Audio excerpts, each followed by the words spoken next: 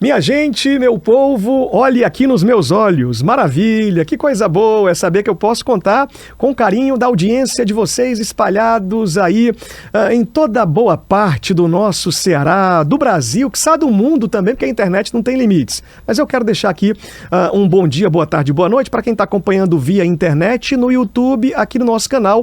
Olhe nos meus olhos. A você também que acompanha ao vivo agora pela TV, no canal 25.1, seja bem-vindo, sinta-se em casa. Esse é o nosso programa Olhe nos Meus Olhos. E eu aqui, Renatinho Soares, muito feliz em poder entrar na sua casa e ter esse momento especial desse nosso bate-papo que acontece de forma constante, não é? De segunda a sexta aqui. Muito obrigado a você também no rádio, nos 98.3 da Rádio Líder Gospel.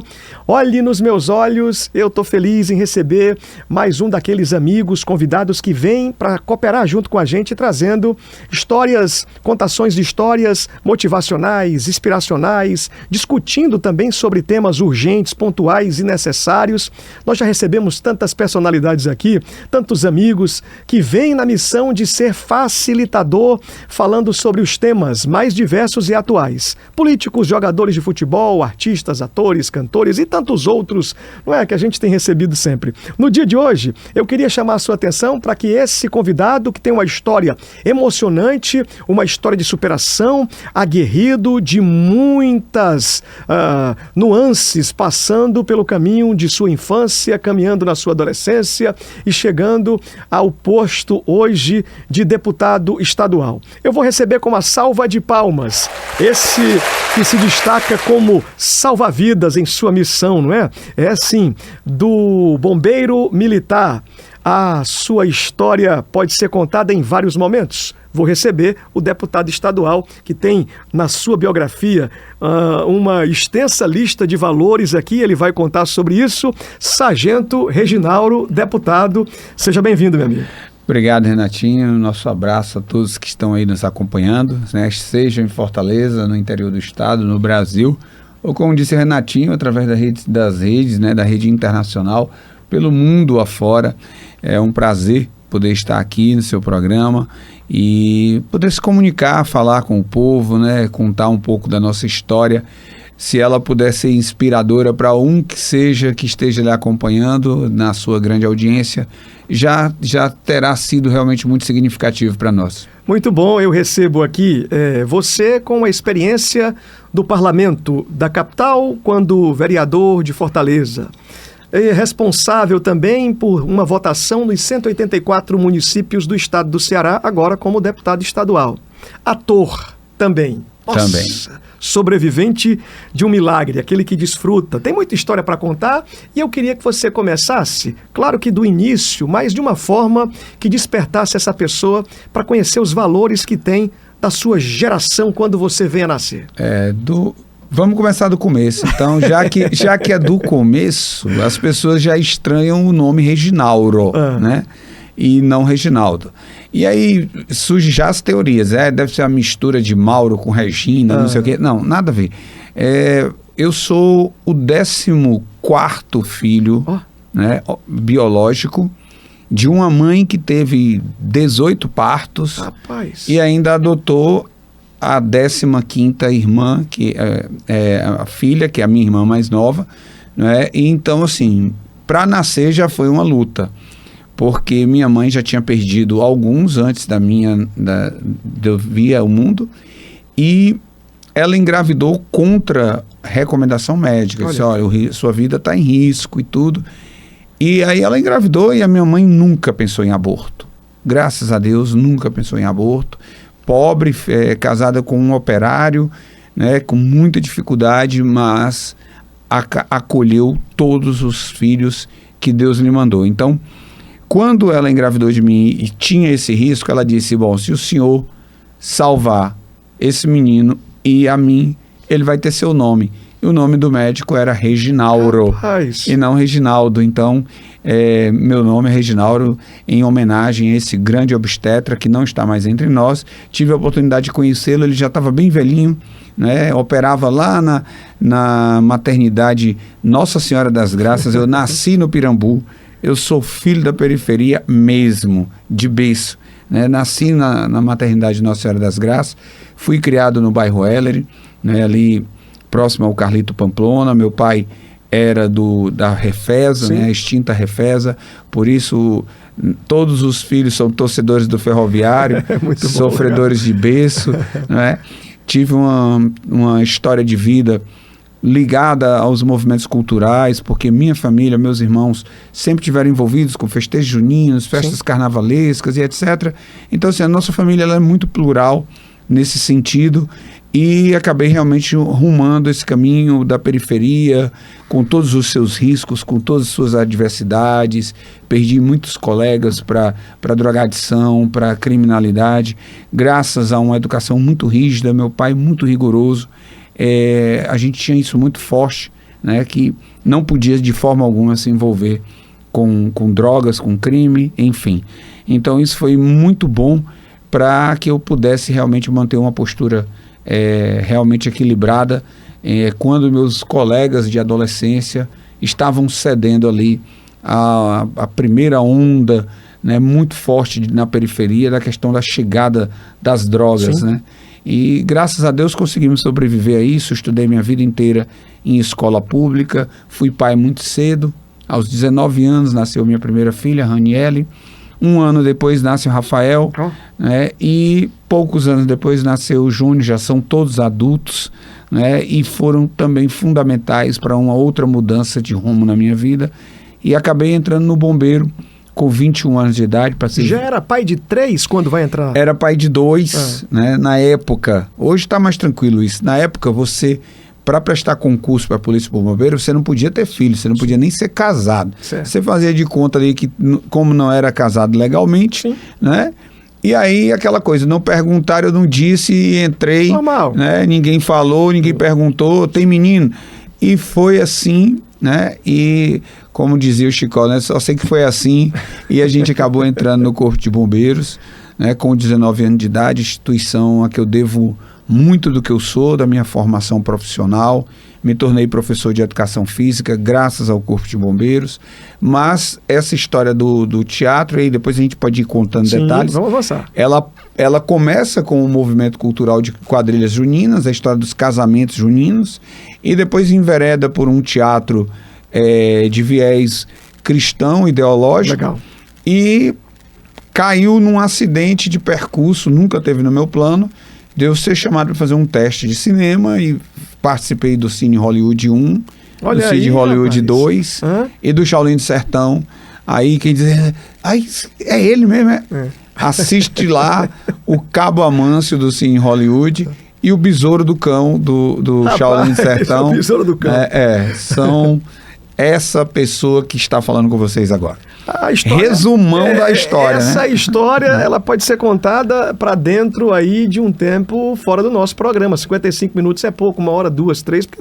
Para cada momento, cada estação tem uma história muita coisa emocionante. Você pediu um resumão, né? E nem falei da entrada na política, porque é um outro capítulo bem longo. Nós vamos avançar por esse passo disso aqui daqui a pouquinho. O certo é quem está chegando agora. Estou recebendo o deputado Sargento Reginauro. Se você não assistiu na TV, agora não tem mais como voltar na TV. No YouTube até você consegue daqui a pouco. No rádio, em única exibição. Em uma reprise, aí você vai conseguir assistir de novo. Mas é importante você acompanhar a história desse cara que é cearense, que nasce em Fortaleza. E aí começa a viver já esse chamamento para algo maior. Você se percebia, quando garotinho já, que teria uma chamada para ser diferente? Porque a sua história é uma história diferente de todos os outros que a gente conhece. Quando você vai falar aí da dificuldade do nascimento, vai falar também ainda da vivência com a família gigante, uma mãe guerreira. Não é normal, não é comum nos dias de hoje. Lá atrás tudo bem. E ainda mais, quando você também fala aqui desse jeito de morar em um bairro que a turma tem um costume de dizer, não, mas é ali, lá naquele lugar periférico e tal. Será que vai ter protagonismo? Será que vai conseguir? Você conseguia entender que tinha um chamamento para ser uma pessoa de destino para a cidade? Olha, eu uma coisa eu posso te garantir, e eu fiz essa reflexão muitas vezes, quando, por exemplo, eu estava fazendo tratamento de câncer. Olhar para trás e ver todas as vezes que eu vi que a minha vida estava tomando um rumo estranho, difícil, e parecia que, assim, algo que fugia do meu controle e que eu entendo ser a mão de Deus, me retirava daquele lugar e me colocava de volta no meu alinhamento. Muito bom. Né? Então, eu sempre fui um garoto muito comunicativo. Eu sempre liderei naturalmente. Legal. Desde a infância, né? Do time do bairro, líder de sala, o garoto que era chamado para fazer a leitura à frente da turma. Legal. Né? Quando fui para a primeira comunhão, o que vai fazer a leitura na missa e etc. E por aí foi. Todos os caminhos, todos os passos que eu dava, pela minha facilidade de leitura e oratória, é uma coisa realmente muito característica da minha personalidade, eu acabei sempre me destacando, né? Então, realmente, isso me colocava num patamar de esse cara vai ser um advogado, Legal. Esse cara vai ser um psicólogo, esse cara vai ser isso, vai ser aquilo. A turma chamava, né, você já, traz ali o Reginaldo, ele tem uma fala sempre muito pontual. Isso, tipo, 13 anos de idade, que hoje você olha um garoto, hoje as crianças estão em outro nível de formação, a gente viveu na outra época, estudante de escola pública. Sim.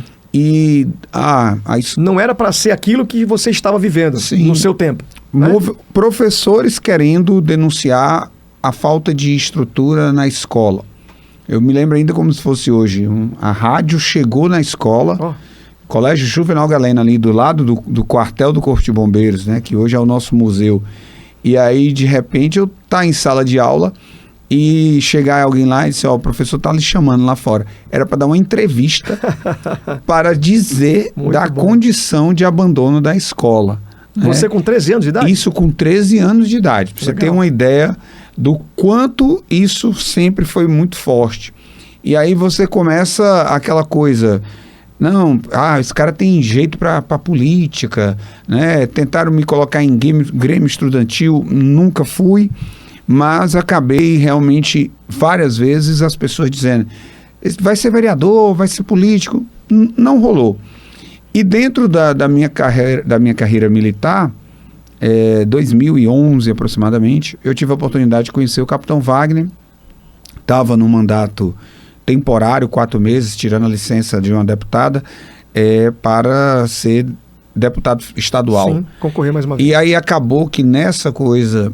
eu acabei já tinha desistido da política. Eu acabei militando voluntariamente por muitos anos na esquerda. Fiz campanha, não nego. Quando você fala da esquerda, você fala da esquerda? Da esquerda, vou dizer aqui, não tenho medo de reconhecer. Calma aí, atenção, peraí, escuta aqui. Olha aqui nos meus olhos aqui, minha gente. Ei, você aí no rádio ouvindo os 98.3 aqui da Rádio Líder Gospel, você que chegou agora também no YouTube e na TV...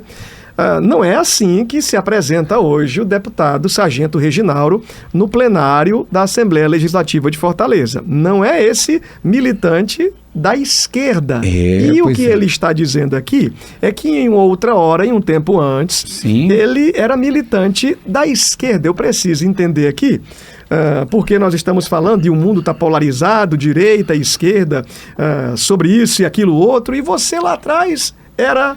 da esquerda. Mas olha só, Renatinho, vindo da periferia, filho de operário, envolvido com movimentos culturais, então era um prato cheio, né?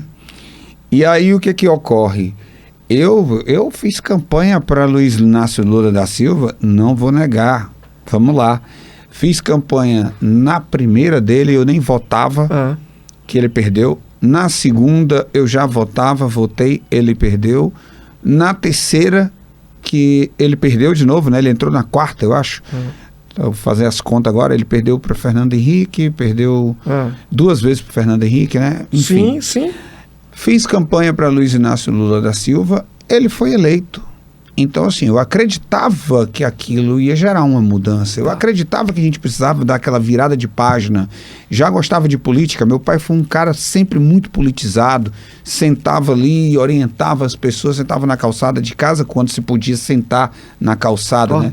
Meu pai tinha esse costume a vida inteira. E era um cara que as pessoas procuravam para ouvir sobre política. Legal, e tal. muito bom. Estava lá sempre sentadinho ali na dele. Então, dei a oportunidade, achava que essa virada de chave ia poder botar o Brasil no rumo, né? E aí, de repente, o que a gente viu foram os escândalos surgindo um atrás do outro. Então, uma coisa é você ter escolhido um lado. Outra coisa é você se manter no lado, mesmo vendo que está tudo errado. Então, eu me sinto muito à vontade, eu sempre disse isso desde quando eu assumi o meu primeiro mandato de vereador. Eu me sinto muito à vontade para fazer a crítica à esquerda. Porque eu fui para a rua de graça. Você viveu. Eu vivi isso. Eu ia para a rua na época que você comprava camisa, comprava bottom, ia para as avenidas, pintava a cara, não sei o quê. Então, eu dei todas as oportunidades, né? E elas foram jogadas fora por um partido que facilmente se locupletou com o esquema de corrupção do país. E a gente não pode tolerar esse tipo de coisa. A sociedade como um todo, ela precisa discutir política com mais profundidade e entender. Perfeito. Eu te dei o mandato, Renatinho. Sim. Você foi eleito com o meu voto. Eu estou te dando uma autorização para me representar. Sim. Tá?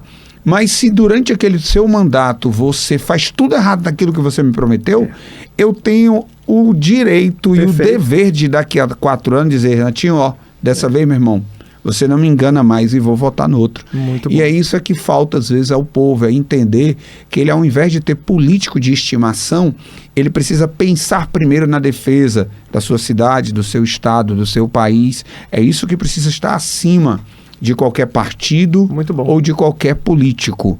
Muito mais do que ter uma ideologia, e eu a tenho por princípio, mas vem cá, esse cara que se diz cristão, esse cara que se diz conservador, quando ele vota, ele está sendo cristão e conservador? Avalie. Avalie, acompanhe, porque eu quero ser cobrado. Eu quero ser cobrado pelo meu público. E eu cobro de quem eu elegi. Se eu elegi um deputado federal, eu vou cobrar. Se eu ajudei a eleger um senador, eu vou cobrar. Um prefeito, um governador. Isso é algo que o Brasil ainda precisa discutir. Mas, enfim, vou deixar aí... Muito bom, muito bom Vamos essa seguir. passeada que você traz aqui e de forma ampla faz com que quem esteja nos acompanhando nesse momento faça reflexão também.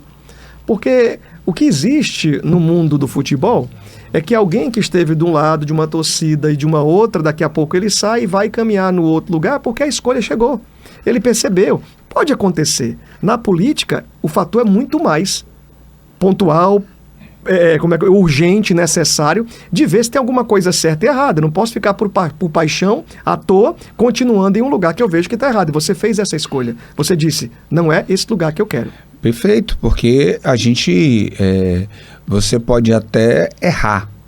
Permanecer errando, aí você assina um atestado de ignorância, para não usar uma palavra mais pesada aqui no programa, né? Eu posso, por exemplo, você escolheu a mulher errada. O que você faz? Você se separa, você escolheu o homem errado. Você pode ter se iludido, se apaixonou, o cara foi totalmente galanteador e lhe seduziu, lhe encantou, lhe encheu de flores e prometeu o céu. Casou, virou um troglodita que assedia, que agride. Você vai se manter numa relação dessa, sai fora. Então eu elejo o cara que vai comandar Muito bom. a minha cidade, o meu estado, o meu país. A gente estava discutindo agora de tarde com um economista. Achei muito interessante, Renato, ele falando assim, o salário do estado somos nós que pagamos, tá? O estado enquanto ente. Então nós pagamos. Existe uma discussão que eu gosto de fazer quando eu vou para o interior, para a periferia, conversar com as pessoas. Fica à vontade. Saúde gratuita. Quem disse? Nós não temos saúde gratuita. Nós temos saúde pública. Gratuita não. Vamos dar o sentido real para cada palavra. Inteligente, muito bom. Você paga por aquela saúde. Você paga por aquele médico que está lá lhe atendendo. Segurança não é gratuita, é paga, ela é pública. Educação, enfim. Então, é o que eu falei, a população ela precisa se apropriar desse debate para que político nenhum mais acha que o povo é besta e burro, que eu chego e faço meia dúzia de promessazinha populista e vou ganhar uma eleição, passar 4 anos, daqui a 4 anos eu volto e ainda digo assim, foi pouco tempo, me dá mais 4. Rapaz. E aí você dá mais 4 anos e nada muda. Né? Então, enfim, é um debate amplo, é um debate complexo, mas eu prefiro acreditar, Renato, que é uma das grandes contribuições que eu quero dar para quem me acompanha. É realmente não apenas pensar na minha eleição, mas é pensar em gerar alguma reflexão sobre o que é de fato fazer política num país que se diz democrático. Rapaz, o sargento Reginauro, o deputado Reginauro, tem aqui, meu amigo, vivência, experiência. Está falando aqui, trazendo e apresentando, talvez o que você não tivesse conhecimento ou nunca tivesse escutado em nenhum outro programa. Você já comentou dessa história em algum lugar? Olha, eu tento, estando na rua, sentando com quem quer que seja, às vezes com uma pessoa da família, onde eu tiver oportunidade, eu vou tentar fazer a minha parte, sabe? Eu quero olhar para trás no dia que eu deixar a política e pensar, eu dei minha contribuição, eu deixei a minha mínima contribuição para que de fato a gente possa mudar esse país. Eu não vou mudar sozinho, eu tenho consciência disso. Não existe salvador da pátria na política, não existe. Em nenhuma esfera, tá? A única força verdadeira capaz de mudar toda essa realidade chama-se povo. E por que não mudou ainda? Porque o povo não acordou de verdade. Forte. Na hora que o povo acordar de verdade, nós teremos. Porque aí político nenhum vai achar assim, não, é fácil, eu vou gastar tanto e eu vou ser eleito. Não. À medida em que você conscientizar, se você tiver uma massa crítica, voto não vai ter preço. A hora que voto não tiver mais preço, irmão, olha, para tu ter uma ideia... Pensamento, eu vou te colocar uma vírgula rapidinho, esse pensamento seu, ele é utópico ou pode se tornar verdadeiro com a conscientização do povo, da massa? O que é que você pensa? Eu acho que faz muito sentido te perguntar isso aqui. Você acredita, sim, que esse povo está crescendo, está evoluindo, está tendo amplitude agora no seu raciocínio e percebendo as coisas? Bom, vamos lá. Ele é real, ele é viável ou é utópico? Foi a pergunta, né? Ou é utópico? Utópico, ele é muito fantasioso, é muito romântico. Eu acredito sim que ele é possível e eu dou provas de que ele está acontecendo. Ok. A população não sabia há pouco tempo atrás o que era STF. A população brasileira só ia para a rua em casos extremos. Hoje você mobiliza multidões para debater. Já pensou você mobilizar uma multidão para debater o impeachment de um ministro da Suprema Corte? Isso já é uma nova... É um novo momento. Nós estamos vivendo um novo momento. Antes de 2000, vamos dizer que antes de 2014, no Brasil não se sabia direito o que era direita e esquerda, tá? Para você ter uma ideia, você que está nos acompanhando, o que nós entendíamos na minha geração de juventude que era direita, era uma centro-esquerda, né, que estava no poder e tinha como oposição a extrema esquerda. Tá? Eu estou falando lá do período de Fernando Henrique Cardoso, nunca foi direita.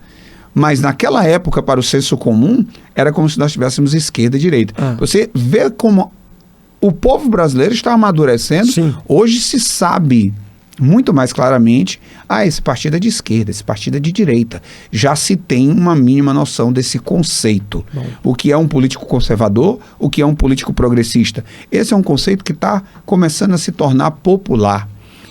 A partir do momento em que esse tipo de informação vai ganhando corpo, a nossa democracia é jovem. Sim, sim. Se a gente se compara com uma França, com uma Alemanha, nós estamos engatinhando em termos de democracia.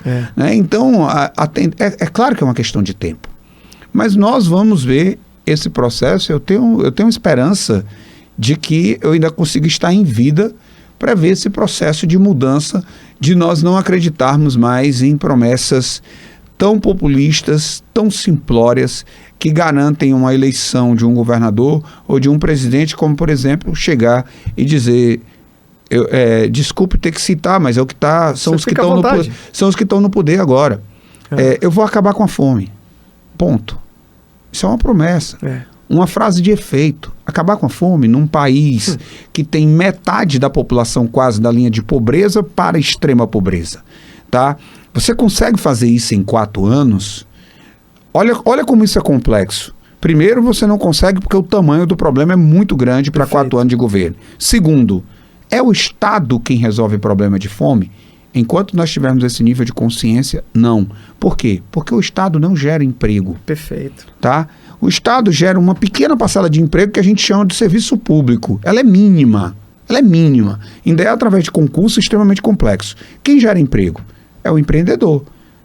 Esse espaço gera emprego. Estou 2 garotos aqui trabalhando na técnica enquanto nós estamos falando. Quem gera emprego?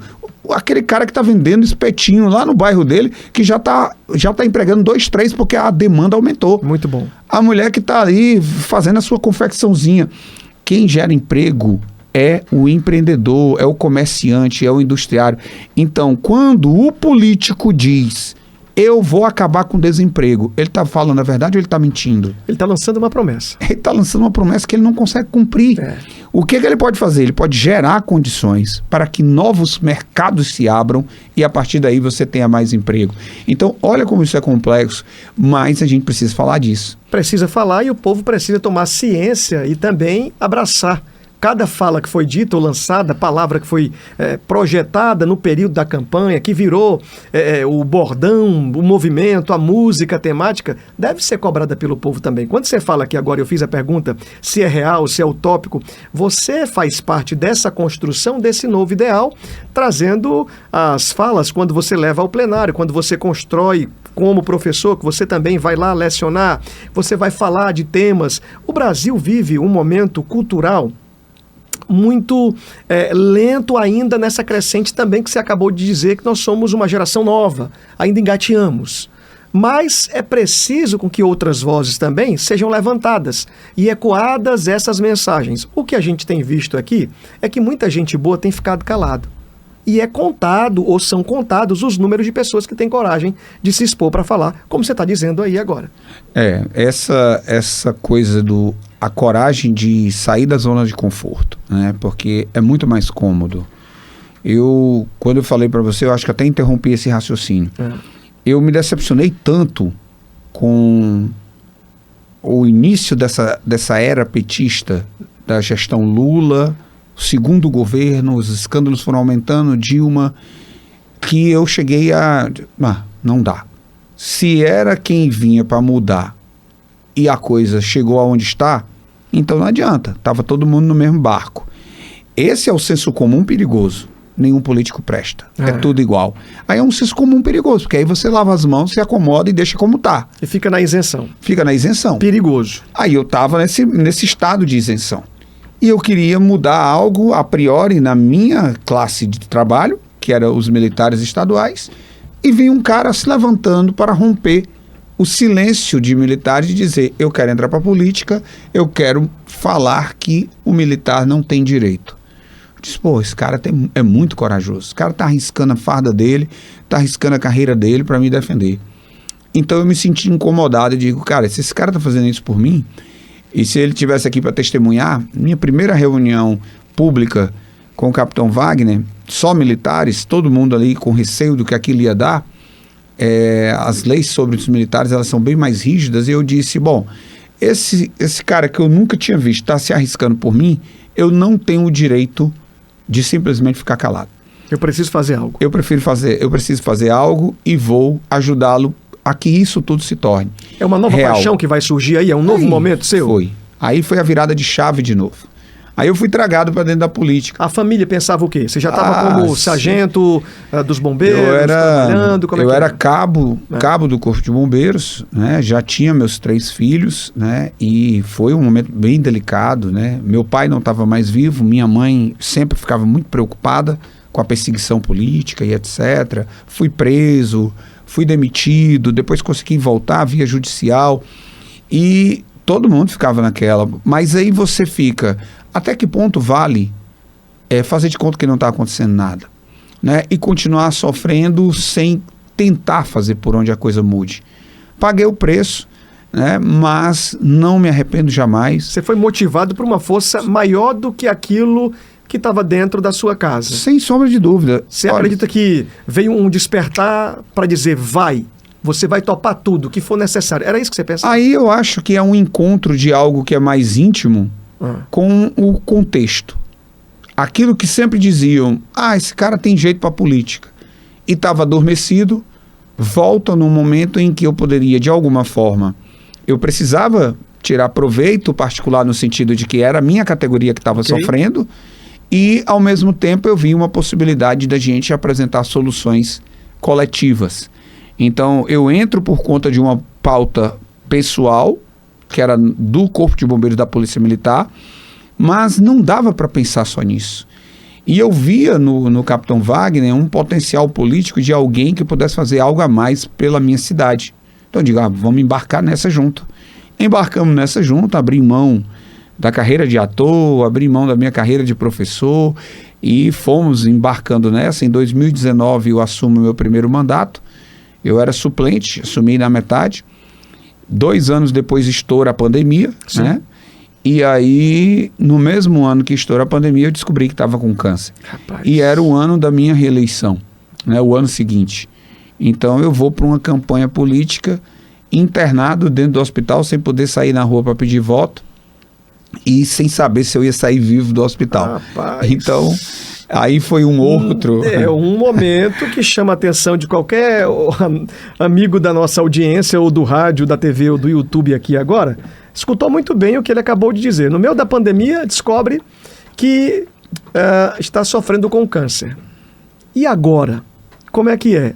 E no meio da pandemia, sofrendo com câncer, com compromisso de responsabilidade, empreendendo uma força máxima que era a sua reeleição. Nessa campanha era para deputado estadual ou para vereador? Essa era a reeleição de vereador. Tá. O Capitão Wagner estava candidato a prefeito, né? A segunda campanha dele para prefeito. Ele tentou 2016, ficou ali no segundo turno, por pouco, 2020 de novo, e aí eu estava internado, passei toda a campanha internado, né? Minha equipe, meus amigos, familiares foram para a rua fazer essa campanha. Era um momento extremamente delicado para mim, Sim. do ponto de vista de saúde, mas também espiritual. Né? E aí é um detalhe bem interessante e como esse é um espaço bom para se dizer isso. Fica à vontade, né? O povo quer saber. De tanta força essa, veio da onde, como é que é, o cara foi curado e esse movimento todo, quem que fortalece?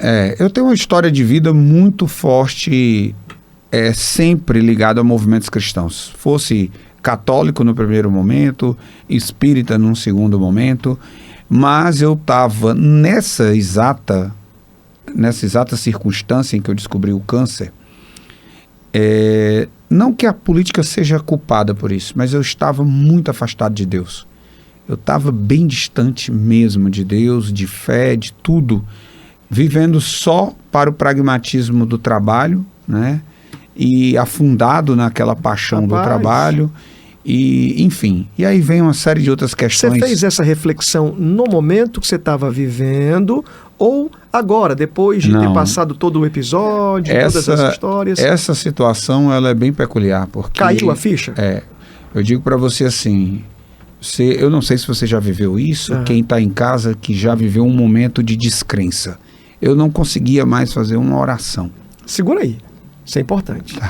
Minha gente, o nosso programa tem essa frente aqui. Nós não falamos para um público comum não, porque você que está agora na frente da TV, nessa hora, você está querendo ouvir algo que Deus fale com você. Aí eu trago aqui o deputado sargento Reginaldo, que começa contando a sua história de todas as frentes aqui, falando, e você dizendo, nossa, parece com a minha.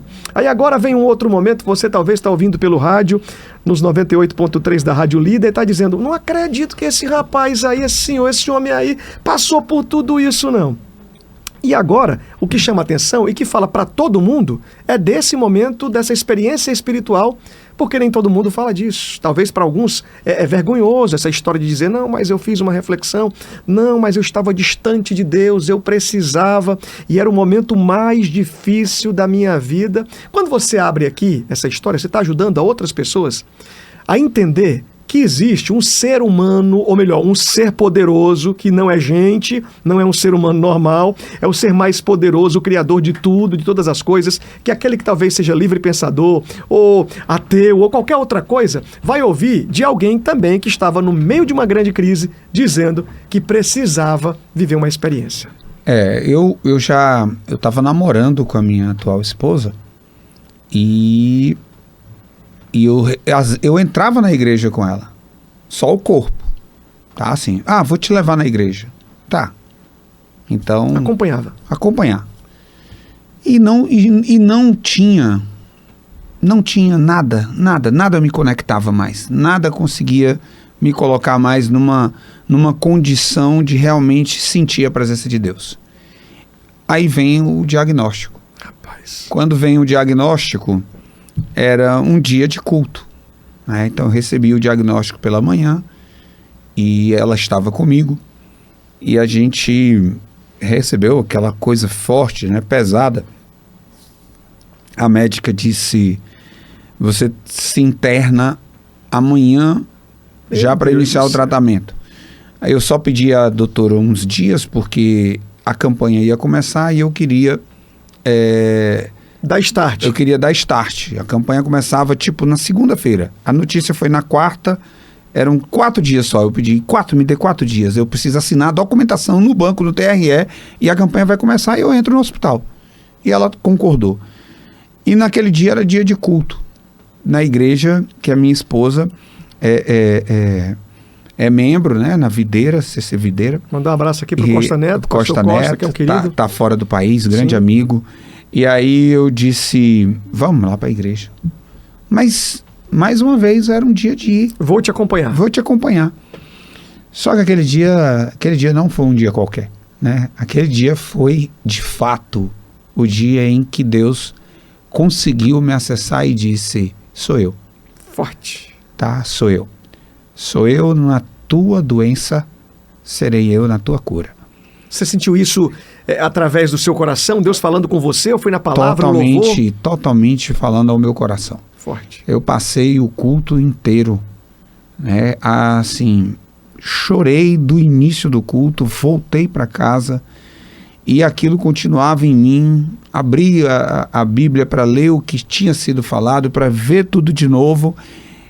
E a partir dali, Renatinho, eu entreguei completamente mesmo. Eu disse, eu vou entrar nesse hospital, Rapaz. Eu sairei de lá curado pela graça de Deus e vou para essa campanha. Então, no lugar Dentro de do deixar hospital. essa voz que fala ao seu coração, no lugar de deixar você preocupado, ela te fortaleceu.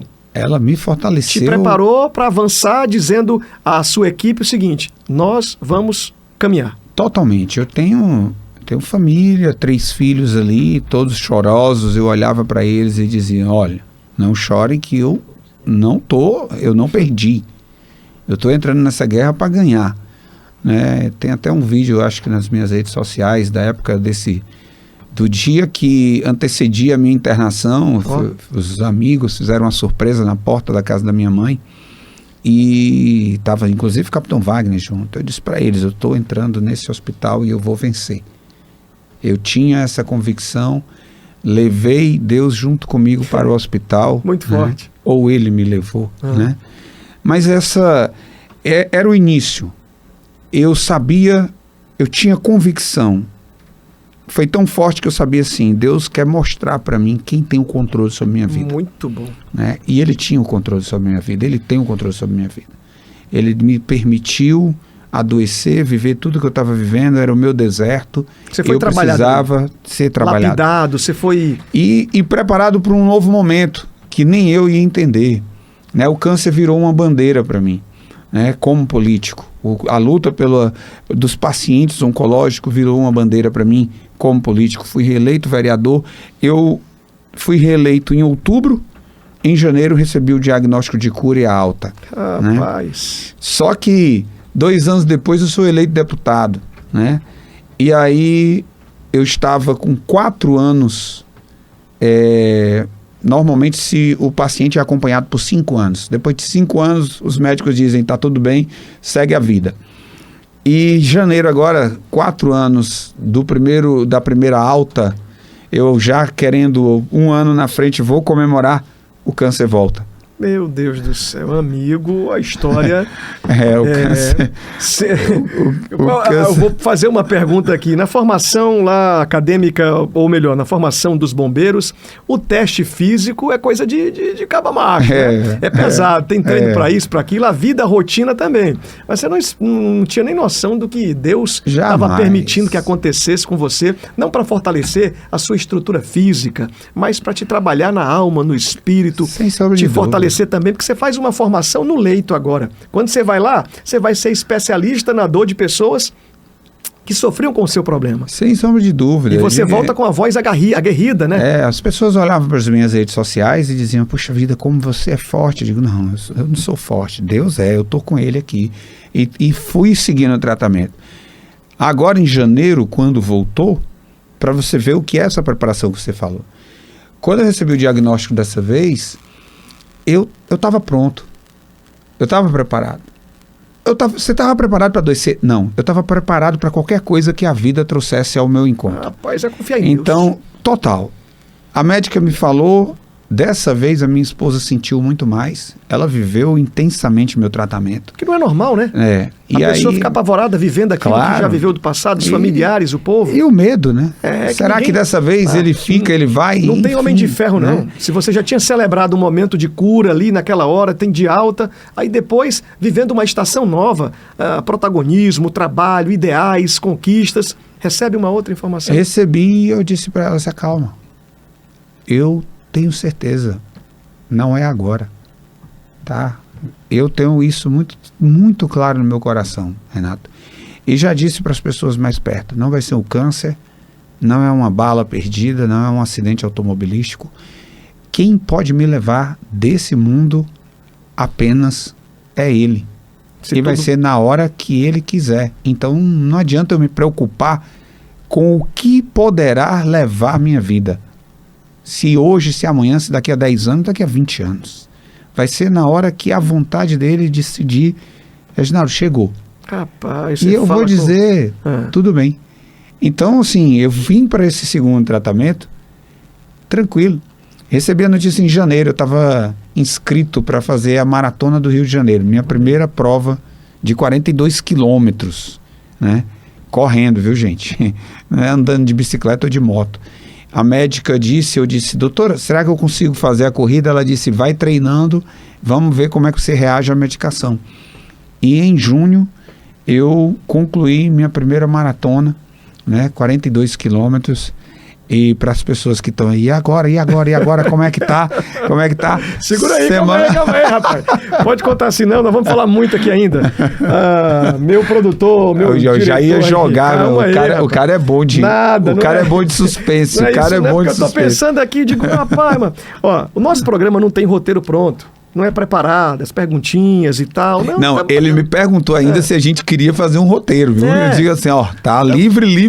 Batendo um papo aqui, e aí o deputado, que é um leão ali na tribuna da Assembleia, quando sobe, todo mundo sabe, todo mundo vê e acompanha. Essas imagens tá aberta na TV da Alesse, pelo rádio, ainda nas redes sociais.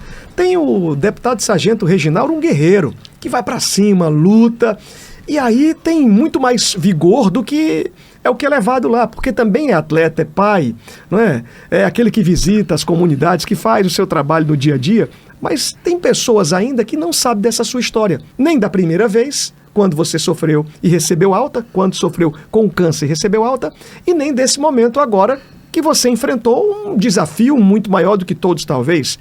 Também a sua fala aqui é muito forte. Pode virar um Reels aí de afirmação para salvar a vida de pessoas que estão tímidas, com medo, depressivas. Quando você diz, não vai ser bala perdida, não vai ser o câncer, não vai ser isso e aquilo, só Deus que pode tirar a minha vida. É confiar em Deus. Então, o político também tem coração, sente, pensa muito, tem que estar estudando, acompanhando com a sua assessoria, desenvolvendo projetos, mas consegue fazer essa reflexão. Essa sua contação de história no nosso programa de hoje, ela é muito importante, porque ela vai levando oportunidade de esperança e fé para o coração de pessoas que talvez estivessem perdidas ou contando agora como que não tinha mais jeito. Você tem uma ideia, Renato, eu nunca, desde 2020, quando eu descobri, eu não tenho o câncer como um inimigo, um vilão na minha vida, justamente porque eu sei o que aconteceu através dessa doença na minha vida. Eu não desejo câncer para ninguém. Sim. Tá? Mas eu sei que o câncer foi, de certa forma, um instrumento que Deus utilizou para operar o que ele precisava operar em mim. Eu quero que você fique aí, nesse ponto, ok? Tá certo. Tem muito para falar, mas o tempo está corrido. Tá corrido. Vou chamar um VT aqui agora, porque eu quero falar sobre saúde, eu quero falar sobre tratamento, eu quero que você me conte mais o que eu não deixei você contar ainda. Tá. Olhando nos seus olhos aqui, ei, você no rádio ouvindo a nossa programação 98.3, na TV canal 25.1 e no rádio, ou melhor, e no YouTube aqui nos assistindo, no Olhe nos Meus Olhos. Estou recebendo o deputado Sargento Reginaldo Guerreiro, que tem muita história para contar.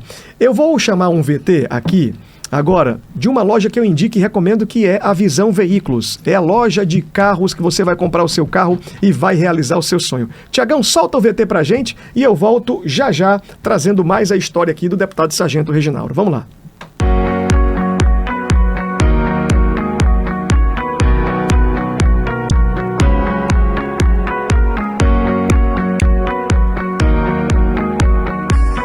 Você está procurando um seminovo com preço justo e qualidade? Então precisa conhecer a nossa loja. Aqui não vendemos apenas carros, entregamos confiança, respeito e acolhimento, porque nossa missão vai muito além do comércio. Nossos carros são revisados e preparados com a segurança e a confiança que você precisa. E tem mais! Temos uma variedade incrível de veículos, do popular ao exclusivo, com preços que cabem no seu bolso. Venha viver essa experiência. Aqui seu sonho é tratado com seriedade e muito respeito.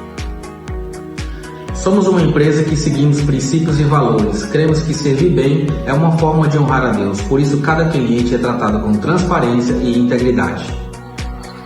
Passe aqui na loja ou fale com a gente pelas redes sociais. Temos ofertas imperdíveis esperando por você.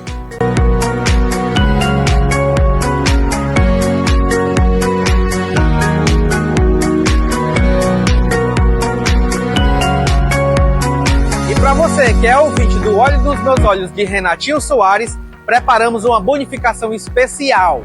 Entre em contato agora mesmo. Isso aí, minha gente, maravilha. Vai comprar o seu carro na Visão Veículos, 99215-2079. Mandar um abraço para o Fábio, toda a família. Essa empresa é uma empresa cristã que tem a facilidade de te atender, recebendo você e trazendo o conforto na hora de negociar com segurança e com qualidade também. Garantia.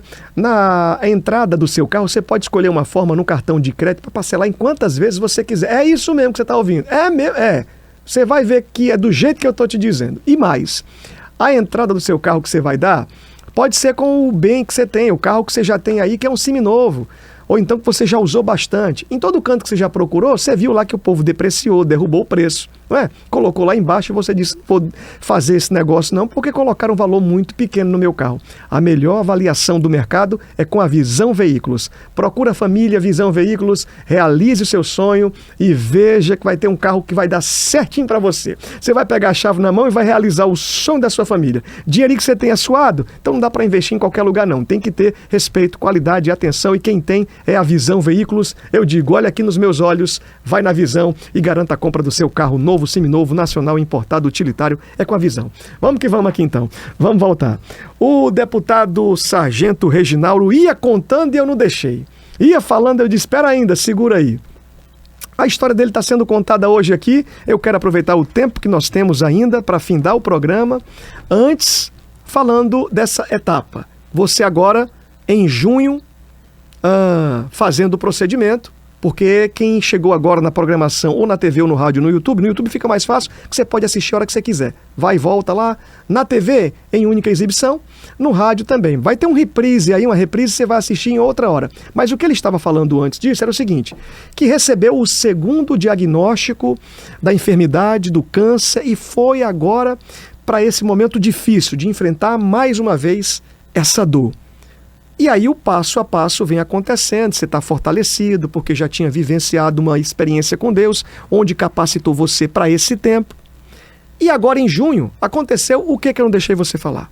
Exatamente. Como eu disse para você, na minha cabeça foi tão significativo que para mim o câncer ele foi necessário. Ele foi essa estação que você disse, de mudança, de transformação, de amadurecimento, de reencontro com Deus, né? Eu um dia fiz uma homenagem aos pastores na Assembleia e eu estava relatando esse meu testemunho pessoal e eu disse para eles, o câncer é meio que a minha estrada de Damasco, de Paulo. É o momento do meu reencontro com o Cristo. Sim. E então eu não tenho por que reclamar da doença, não que eu a deseje. Ela voltou, mas ela voltou me encontrando com essa maturidade. Bom, deve ter algum propósito por trás disso, que eu também não vou entender. Eu não preciso entender tudo que está na vontade de Deus, eu preciso aceitar. E é o que eu tenho dito para minha família. E até um colega cristão chegou a me sugerir assim, então eu acho que dessa vez ele não é para você, né? E eu disse, pode ser, né? Então vamos gerar uma reflexão em torno disso. E eu fiz desse segundo tratamento, de fato, uma coisa totalmente diferente. Eu até criei um perfil outro, né? Já que eu estava me preparando para a maratona e o tratamento estava permitindo isso, né? Eu criei um perfil para mostrar a minha rotina do tratamento e da maratona, né? E é o Maratona da Vida, onde eu vou compartilhando essa experiência e coloco alguma coisa de espiritualidade e tal.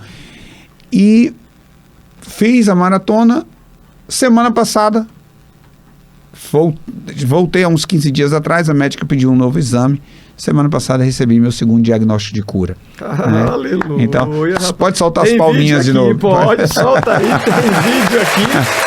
É para aplaudir de pé, já diz alguém aí, meu amigo. Tem um vídeo aqui, vamos ver no Instagram aqui, do próprio deputado. Se o Tiagão conseguir colocar aqui agora, nós vamos trazer essa imagem. Tem áudio aí pra gente, Tiagão? Vamos lá ver. Essa é a médica, né? A doutora Diana. Doutora Diana Pires. Boas notícias para ele hoje. Ele respondeu lindamente a medicação. Vocês podem ver aqui, né? Esses pontinhos escuros é onde tinha doença. Rapaz. E aqui vocês veem que não tem mais doença. Então, assim, a gente fica super feliz quando tem um paciente desse, uma evolução tão boa, com qualidade de vida tão boa. Você consegue dar um pause aí? Consegue dar um pause? Esse tratamento. Só para o pessoal não entender, porque ainda tem ponto preto aqui, só que esses pontos pretos não são o câncer, tá? Tem órgãos que eles aparecem sempre preto, por exemplo, o cérebro sempre vai aparecer preto. A diferença era os pontos pretos estavam nas axilas, na virilha, eles sumiram todos, no braço, enfim. Se você voltar um pouquinho a imagem, dá pra conseguir mostrar o que eu tava... Tô curado de novo. Eu acho que não vai conseguir voltar, porque a rede social não libera, né? Mas enfim, aí no dia da maratona... vencedor, o nosso tempo aqui... Volta comigo aqui, Tiagão. Nosso tempo aqui, é emocionante o programa de hoje, viu, gente? Eu confesso a você que estou muito feliz aqui em receber. Minha esposa, no primeiro tratamento, Kaline, meu amorzão. Olha aí. É um vencedor. O nosso tempo está correndo de forma acelerada, mas eu vou precisar saber o seguinte. Claro que Deus... né, utilizando as ferramentas certas. Mas esse tratamento não foi feito na rede pública de saúde. Claro que não. Eu queria que você me definisse em 3 ou 4 minutos sobre saúde na rede pública, tá? Tá. Você, deputado estadual, é responsável em acompanhar os 184 municípios e o governo do estado o que faz. Certo. E uma pergunta que eu queria fazer também é sobre...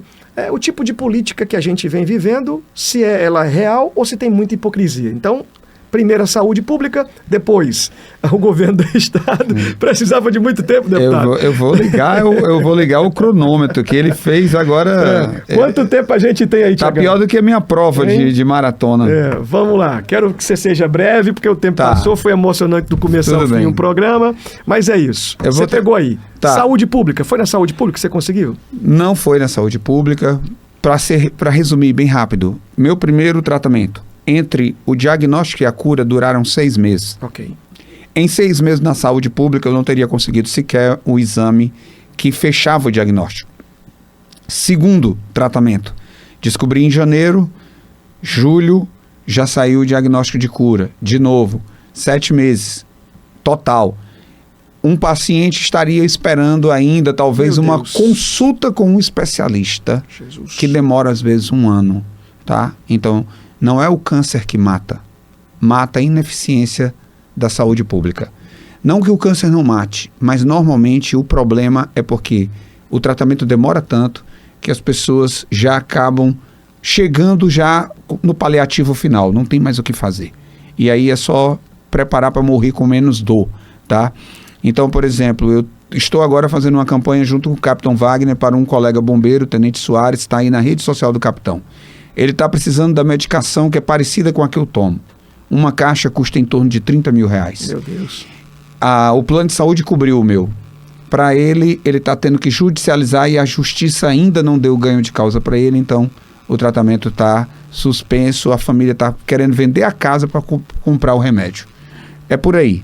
Isso já responde a sua questão. Muito bom. Tá? A política brasileira, ela precisa que você ajude a mudar. Nós tivemos uma promessa que tem a ver com o que você está falando agora. Vou zerar a fila de cirurgias. Foi promessa do atual governador. O Ceará 3 vezes mais forte. Eu olhei a fila de cirurgias semana passada. Tinha 62 mil pessoas na fila de cirurgias. Tá? O governador prometeu resolver o problema da segurança pública. Melhorou para você? O governador prometeu acabar com a fome do estado de Ceará.